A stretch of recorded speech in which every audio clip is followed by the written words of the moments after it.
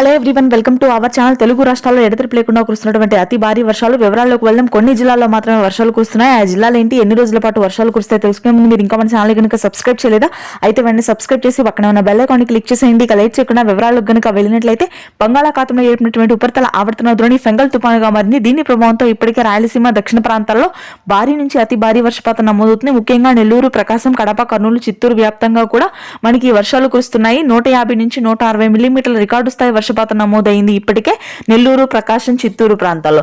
రానున్నటువంటి రోజుల్లో కర్నూలు, అనంతపురం జిల్లాలో కూడా ఈ వర్షాలు విస్తరించనున్నాయి.